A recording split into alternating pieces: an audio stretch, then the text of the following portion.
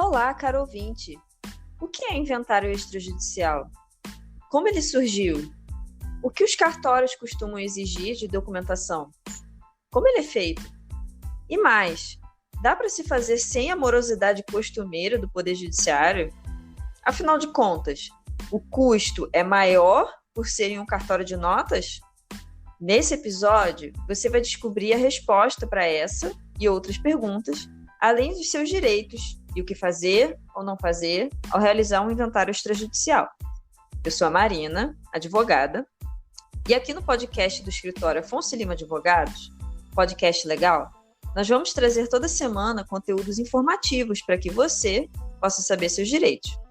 Hoje estarei muito bem acompanhada pelo meu sócio, Gustavo, para falar mais sobre o inventário extrajudicial. Tudo bem, Gustavo? Salve, salve pessoal, sejam muito bem-vindos a mais um episódio do nosso podcast legal, podcast que vocês já conhecem, né? Que a gente trata dos assuntos complicados do direito de uma forma mais acessível, uma forma mais descomplicada, é um bate-papo bem informal e aqui você consegue adquirir bastante conhecimento por conta disso. E hoje é um assunto, né, o inventário extrajudicial, que gera diversas dúvidas, a gente sempre tem que responder muitas dúvidas. Se o inventário extrajudicial é mais barato, se é mais rápido do que o judicial, como é feito, qual o tipo de burocracia. E aqui hoje a gente vai fazer um apanhado geral, né, de uma forma bem descomplicada, do que se trata esse instituto, como ele é feito e diversas perguntas. A gente vai responder todas elas hoje, né, Maria? Exatamente. E além da gente estar tratando dele porque a gente lida com isso, né, eventualmente algum cliente tem algum problema na família e tal, e precisa fazer um inventário, como também, infelizmente, por conta do Covid-19, né, a procura por inventário, por as pessoas saberem como é feita a sucessão, acabou aumentando bastante, então acaba sendo até utilidade pública mesmo, né, prestar esse tipo de informação para as pessoas. Exatamente. E para começar, eu acho que a gente tem que ir do início, né, o básico, o conceitual. O que é inventário? Bom, né, inventário, né, é um termo utilizado, né, para realizar a transmissão definitiva dos bens de uma pessoa que faleceu para os seus sucessores, para os seus herdeiros. Então, inventariar é buscar a totalidade do patrimônio daquela pessoa e distribuir esse patrimônio para quem de direito, né? Para quem pode suceder, né, a pessoa. E ele pode ser realizado tanto de forma judicial quanto extrajudicial, né? E como surgiu, Gustavo? Mas antes de explicar para o pessoal como que surgiu o inventário extrajudicial, eu acho interessante a gente falar de um movimento que vem acontecendo, que chama um movimento de desburocratização. O que significa isso? Da década de 90 para cá, as pessoas têm se informado mais, têm pesquisado mais. Então, aconteceu uma verdadeira onda, né, de processo, busca por direitos, o que não está errado de forma alguma. Mas isso gerou uma consequência. A consequência disso é as prateleiras de processo do tribunal estão completamente abarrotadas, os funcionários estão assoberbados, né? Claro, que também uma questão de otimização do serviço que não é feito, mas os processos são cada vez mais lentos, essa é a verdade. Então, qual é o remédio para a gente melhorar isso? É desburocratizar, tirar isso do judiciário e colocar isso de uma forma extrajudicial. Então, o inventário extrajudicial surgiu meio com essa tônica, de você tirar do judiciário e ir para o cartório de notas. Então foi assim que surgiu, através da entrada em vigor da Lei 11.441, que a gente pode botar disponibilizado para o pessoal, se vocês tiverem interesse de ver a lei mesmo, né? Dar uma lida na lei toda, que é de 2007. Então, a partir desse momento, é possível se fazer inventário, tanto inventário quanto partilha dos bens, né, exatamente. E não só isso, também a separação consensual, o divórcio, por essa via administrativa, que também tem aumentado muito na pandemia, né, Maria?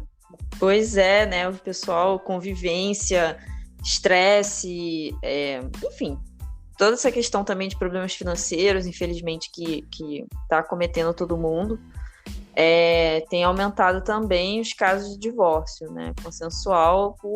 Tem gente que faz na boa, né, de forma consensual, e procura os cartórios para fazer isso. E um outro ponto também que é importante é também uma questão de não ficar também o tempo inteiro o Estado se metendo na vida das pessoas, né? Se não tem nenhum incapaz legalmente que eu falo, tá, gente? Pelo amor de Deus. Então, né? Aqui a ideia é sempre falar sem juridiquês. Então, se não tem menor de idade, se não tem pessoas que por alguma condição de saúde, enfim, não possam se manifestar, enfim, não vai ter intervenção de Ministério Público nem nada, deixa as pessoas resolverem a vida delas, sabe? Só vai no cartório, faz um documento, o advogado resolve, não precisa de um juiz, de toda aquela estrutura do judiciário, não precisa do Estado ficar se metendo na vida das pessoas para tudo. Então, isso também deu uma norteada na edição dessa lei mesmo, tipo, tirar da mão, por que tudo o Estado tem que se meter, o judiciário tem que meter em tudo, né? Também teve um pouco esse viés, mas o grosso mesmo foi a explicação que o Gustavo deu, né? Que foi a avalanche de processos que também foi motivo para a criação da lei dos juizados especiais cíveis, né? Que foi o juizado de pequenas causas antigamente. Sim, mas hoje em dia, até o juizado de pequenas causas também já está assoberbado. Então, Sim, assim, não é um erro de forma para o judiciário. É um erro o judiciário não se modernizar e não inserir uma estrutura capaz de aguentar essa demanda, porque não é de hoje, né? De 90 para cá já tem 30 anos, já era para ter, já de repente inserido alguma coisa de inteligência artificial, porque tem uma coisa mecânica, mas enfim, não é esse o cerne da nossa discussão aqui. Nossa discussão é essa: não tem conflito, não tem incapaz, não tem nada que possa gerar alguma interferência do Ministério Público ou de algum órgão público. Você pode simplesmente, familiares, sem nenhum conflito, todos de acordo, senta num cartório de notas e faz o inventário, sem problema, sem estresse, sem nada, bem tranquilo. Então é realmente possível fugir dessa morosidade do judiciário, né, Maria? Exatamente, né? A ideia é você ter procedimentos que sejam compatíveis com a velocidade, né? Para ter resolução de problemas, né? Então, isso envolve também custo, né? De todos os inventários que a gente teve acesso, os que foram feitos na seara judicial, mesmo tendo acordo entre os herdeiros, mesmo não tendo nenhum menor de idade, eles demoraram pelo menos 5 anos, assim. É sempre um problema, é sempre um bate e volta, infelizmente, a gente tem que reforçar isso, às vezes erro judiciário crasso de coisa pequena, erro bobo, aí preenche errado a partilha, e aí tem que o advogado pedir para corrigir, e aí o cartório demora a fazer, enfim, é um problema. E como é que são os extrajudiciais, Gustavo? Né? Vamos lá, vamos fazer o contraste aqui. O contraste é muito evidente, né? Já que os inventários extrajudiciais que a gente tem acesso, geralmente, quando está com o documento todos redondos, tudo certinho, bonitinho, a média de duração varia entre 30 e 45 dias, a depender dessa disponibilidade da documentação dos bens, dos herdeiros, né? Então, assim, isso aqui não é para você escrever na pedra, é só uma estimativa, até porque vez ou outra tem algum problema de regularização de imóvel, alguma coisa assim que você precisa fazer antes. Mas de qualquer forma não vai um tempo. Muito difícil demorar esse mesmo tempo de um inventário completo judicialmente, porque ele é extremamente moroso, extremamente lento, qualquer coisa tem que ser requerida, e tem que juntar, e vai para conclusão, e vai certificar, e não sei o que. No cartório é isso, você vai lá e regulariza e diz, tá bom, a exigência é isso aí. Né? Exatamente. É só essa questão mesmo, que é aí que é complicado, né? Às vezes as pessoas também levam um pouco de susto de ai, poxa, meus documentos estão todos certos. Aí o advogado vai olhar e vai dizer, então, tá faltando verbal algumas coisas aqui. Mas isso também é muito mais rápido de resolver, como o Gustavo falou, entendeu? Isso é coisa de, às vezes, 1 mês resolve. Exatamente. Aí você vai ter um acréscimo a mais, mas de qualquer forma vai ser muito menos que 5 anos. E assim, a gente, por ser um país que lida muito com papel ou documento, não mais tanto papel por conta da digitalização, mas que lida muito com documento, a gente herdou isso de Portugal. Sim. Então tudo aqui é documentado. tudo aqui é documentado. Então, por mais que você não tenha na sua casa o documento, é muito fácil você ser instruído pelo profissional para conseguir uma segunda via, para conseguir uma retificação de um documento, para conseguir ajeitar um documento que, porventura, por algum motivo, às vezes não é nem erro da pessoa que faleceu nem nada, às vezes até por ignorância, não conseguiu deixar tudo 100% redondo. Mas aí é a sua vez agora, nesse momento, já que a responsabilidade hoje é sua, como herdeiro, de ajeitar os documentos. Até porque, se não for ajeitado, quem vai sofrer essa consequência vão ser os seus herdeiros, os seus filhos. Exatamente. A bomba vai estourar no colo de alguém. Então a gente não só acha, a gente tem certeza, né, de que é extremamente recomendável você fazer o procedimento, tanto judicial quanto extrajudicial, dependendo do caso, obviamente, mas respondendo a pergunta, não só deve, como pode fazer fora do judiciário, e é muito mais rápido. E a gente recomenda com veemência. Além disso, é importante ressaltar também que mesmo que o inventário tenha sido feito no judiciário, às vezes inventários muito antigos, sim, eles existem, ainda existem inventários que foram feitos, que foram iniciados, né? Antes de 2007, os herdeiros podem optar por converter esse inventário em uma escritura pública. Tá? Porque o tempo todo que a gente está falando, a ideia da lei foi realmente dar uma esvaziada nas prateleiras do judiciário. Então, se o seu inventário está correndo, mas eu tenho inventário há 20 anos correndo no judiciário. Se todo mundo tiver de acordo, todo mundo é maior de idade, capaz, tudo bonitinho, você pode tirar ele do judiciário e resolver no extrajudiciário também, não tem problema. Isso, exatamente. Mas e o que é exigido para a realização de um inventário extrajudicial? Bom, a gente deu uma pincelada aqui, mas basicamente os requisitos são, né, os herdeiros todos têm que ser maiores de 18 anos e capazes de realizar o ato. Quando a gente fala capaz, é aquilo que a gente estava falando. A pessoa não pode ser interditada, não pode ter um herdeiro em coma no hospital, por exemplo. Não pode. Tem que ser todos maiores de 18 anos e capazes. O segundo, né, tem que ter uma combinação prévia, um acordo, né, sobre como esses bens vão ser partilhados. Então tem que estar todo mundo concordando. Vai ser partilhado assim, esse bem vai ficar para fulano, o carro vai ficar para não sei quem. Todo mundo concorda, está todo mundo de acordo, ótimo. Tem que ser assim.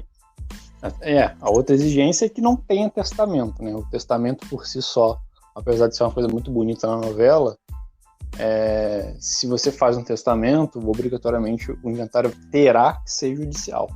Porque o juiz vai ter que analisar a validade do instrumento, tem uma série de formalidades, então assim, não é tão simples. O cartório não vai fazer isso por você. Né? O que, abrindo um parêntese aqui, eu considero uma falhazinha judicial, assim, ou melhor, legislativa, né? Eu acho que essa exigência aí não precisava, vai. Até porque você pode fazer o testamento no cartório. Existe um tipo de testamento que você pode fazer no cartório. E mesmo você fazendo esse testamento no cartório, quando você for inventariar os bens dessa pessoa, respeitando a última vontade dela, vai ter que ser um juiz que vai ter que homologar isso. Então, realmente é uma discrepância de tratamento, né? Não faz muito sentido essa exigência. E a última exigência é, sim, participação obrigatória de um advogado.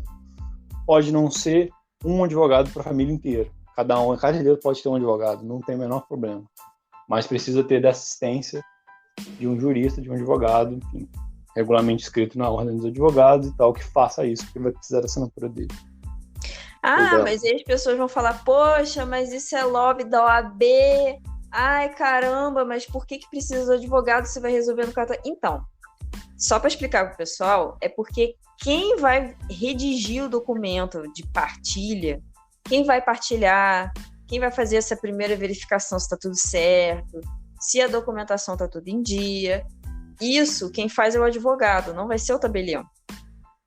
Então, essa é a função do advogado, por isso que tem que ter um advogado, porque é o advogado que vai ver isso, o advogado que vai redigir, tem que ter os requisitos técnicos da redação mesmo, como isso é organizado, para o inventário ser feito. Né? E quem é o responsável por fazer a minuta da partilha e especificar exatamente a ordem de sucessão, porque existe diferentes tipos de sucessões, diferentes tipos de herdeiros, e vira e mexe as pessoas não sabem se são herdeiros, se não são, se tio herda, se sobrinho que herda no lugar, se filho herda, se filho concorre com a mãe. Então, quem vai fazer esse pente fino vai ser o advogado profissional. Não é o tabelião que faz. O tabelião só faz o formal de papel lá no final. E pede 1 trilhão de certidões que eles sempre pedem para ver se a situação está toda redonda mesmo. Mas quem vai fazer essa análise jurídica é o profissional que você vai contratar para fazer. E é indispensável, não tem jeito, gente. Não tem jeito.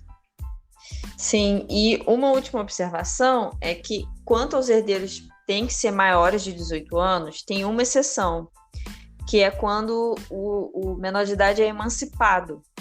Então, se ele tem 16 anos de idade e foi emancipado, ele pode assinar, né, a partilha para fazer escritura de inventário no cartório de notas. É a única exceção. É uma exceção, né? Um cara, por mais que pela lei ele seja menor de idade, a partir do momento que ele é emancipado, ele cria uma exceção, então ele passa a ser enxergado civilmente como uma pessoa maior e capaz. Isso. Então, né, ela vai ter pleno direito de assinar a escritura como qualquer outra pessoa acima de 18 anos, enfim. E só uma curiosidade que não tem muito a ver, um parêntese, mas que eu guardei da época da faculdade. Você ser emancipado é só para fins civis. Quando eu era criança, o meu sonho era ser emancipada para tirar a carteira de motorista, mas não pode, tá? É só para efeitos civis mesmo. Pois é.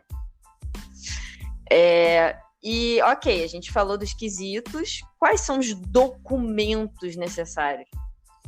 Aí aqui, no caso, a gente vai botar uma lista geralzona, né, que é imprescindível mesmo, mas essa lista pode variar, depende do tabelião, do cartório.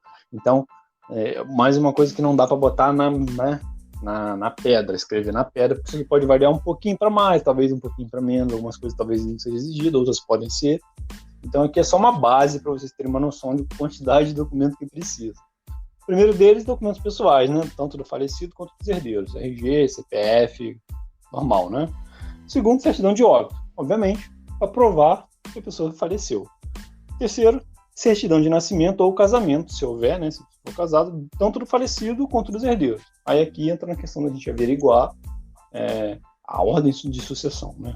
O cônjuge, não tem cônjuge, se tem herdeiro, se não tem herdeiro, se tem ascendente, né? Pai, mãe, avô, avó, coisas desse tipo. A quarta, certidão comprobatória de inexistência de testamento, por conta da exigência que a gente falou, lembra? Que testamento não pode fazer em cartório, o testamento não vai poder fazer inventário judicial, então vai ser exigida essa certidão comprovando. Então não dá para dar o migué, esquece.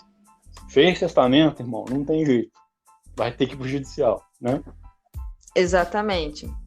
Bom, outra coisa que também costuma ser exigido é certidão negativa de tributos federais, né? Receita Federal e Procuradoria da Fazenda Nacional. Documentos pessoais do advogado, né? Do profissional que vai ser responsável pelo inventário.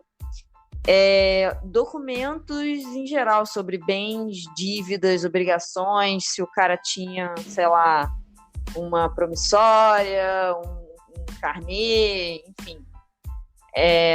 Uma descrição do acordo de partilha dos bens, que, como a gente falou, vai ser o advogado.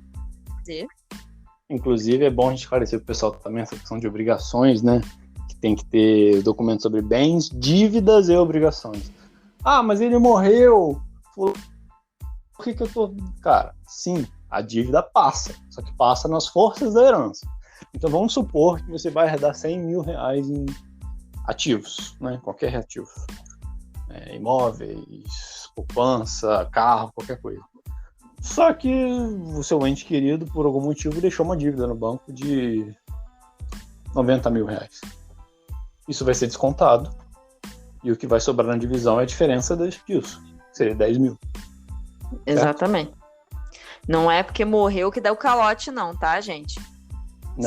Só para avisar. O herdeiro não é obrigado a assumir fora da herança. Então, nesse exemplo que o Gustavo falou, por exemplo, a pessoa deixou de bens 100 mil, mas está devendo 110. É só os 100 mil. Aí 10 mil é calote mesmo. Aí o herdeiro não é obrigado também a botar a mão no bolso dele para quitar a dívida de outra pessoa.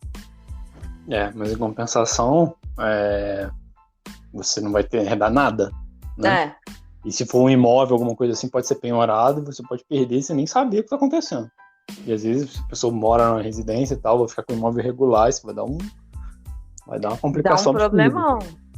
Dá um problemão. Assim, a melhor coisa é sempre regularizar, entendeu? Porque senão pode acontecer isso que você está falando, é uma hipótese extrema. A pessoa tá habitando o imóvel ainda, né? Um dos herdeiros, e o imóvel vai a leilão. Aí você vai ser despejado, meu amigo. Então tem que tomar cuidado. Exatamente.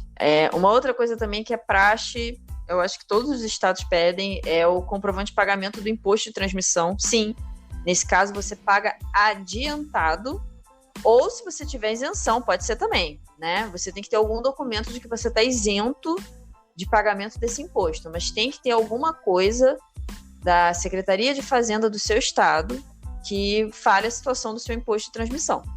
Isso também é essencial. Sim, e especificamente com relação a bens imóveis, né, que são os mais comuns de serem transmitidos em inventário, certidão de ônus reais, carnê de IPTU, certidão negativa de tributos municipais, declaração de quitação de débitos condominiais. Todos os documentos são extremamente importantes. Se for um condomínio, né, gente? Óbvio que, não, é uma casa na rua, diretamente na rua não é um condomínio. Tudo bem, não tem problema. É só para esclarecer. Se for o caso. Se for o caso. E tem os outros bens todos, as pessoas às vezes esquecem. Então, por exemplo, documentos de veículo, extrato de banco, cota em sociedade, assim, então tem que ter uma certidão da junta comercial, enfim, outras notas fiscais, às vezes joias. Uma coisa que as pessoas esquecem muito também é jazigo. Se a pessoa tem um uso perpétuo de um jazigo, isso é considerado um bem, isso é avaliado e isso é inventariado. As pessoas costumam esquecer. Ação em bolsa, o pessoal hoje em dia tem muita gente investindo, né? Fundos de investimento, fundos imobiliários. Gente, tudo isso entra no inventário, tá? Aí vai variar conforme o estado, enfim, aí depende de cada bem, aí depende da pessoa. Sei lá, o cara é milionário e tem um jatinho, então vai ser o documento do jatinho. Aí aqui entra tudo: moto, carro, poupança, conta corrente, conta salário, PIS, PASEP, entra tudo aqui. Exato. E, ok, mas em qual cartório fazer o inventário, Gustavo? É qualquer cartório? Também isso é muita dúvida, muito comum. Eu vou no cartório ali da minha esquina? Não, não é qualquer cartório, gente. É cartório de notas. Mas é independente do domicílio dos herdeiros, ou do local da situação dos bens, ou até mesmo do local do domicílio de óbito, né, da pessoa que faleceu. Pode ser qualquer cartório de notas. Então, isso está de acordo com a resolução do Conselho Nacional de Justiça, né? Então, você está livre. Basta escolher o inventariante entre os herdeiros, realizar a busca pelos débitos e bens do familiar falecido e procurar o melhor cartório de notas, o que te tratar melhor, o que for mais rápido e o que for mais diligente, porque você pode fazer em qualquer um. Então, a concorrência aqui é braba. Então, se te tratarem mal, vira e vai embora. E não volta mais. Não precisa se apegar, não. Pega e faz em outro. Né? Aí, nesse caso, realmente é uma concorrência entre eles. Então, o cartório não é diligente, levanta, obrigado, boa tarde, e vai para outro lugar. Sim, diferente de cartório que tem relação com imóveis, registro de imóveis, que você é obrigado a estar vinculado a esse cartório específico, porque é pela localidade do imóvel. Aí, nesse caso, se você for, por exemplo, tirar uma certidão de matrícula, alguma coisa do gênero, você vai ter que ir nesse. Agora aqui, inventário, irmão, cartório de notas qualquer um, pode ser lá no Acre, se tu está residindo no Rio Grande do Sul, se quiser fazer no Acre, tu faz. Tranquilo. Só vai precisar de Sim. muito documento do Rio Grande do Sul, né?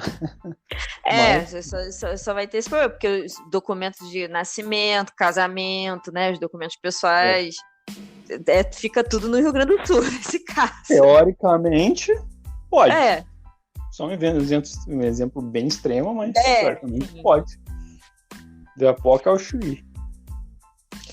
E, ok, mas só reforçando, né? É obrigatório mesmo o advogado? Tem que ter advogado? Será que não dá para o tabelião fazer? Pessoal, aqui a gente vai dar mais um reforço nesse ponto. Sim, é obrigatória a participação de um ou mais advogados de confiança dos herdeiros.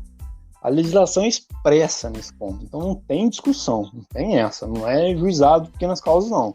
Aqui você vai precisar de um advogado, até porque isso não é um procedimento simples, dependendo do que tiver envolvido, é bem complexo, então vai precisar sim de um profissional habilitado para fazer a partilha, para fazer a ordem de sucessão e para dar entrada nesse processo. É como se fosse um processinho, só que administrativo, né, no caso, não é judicial.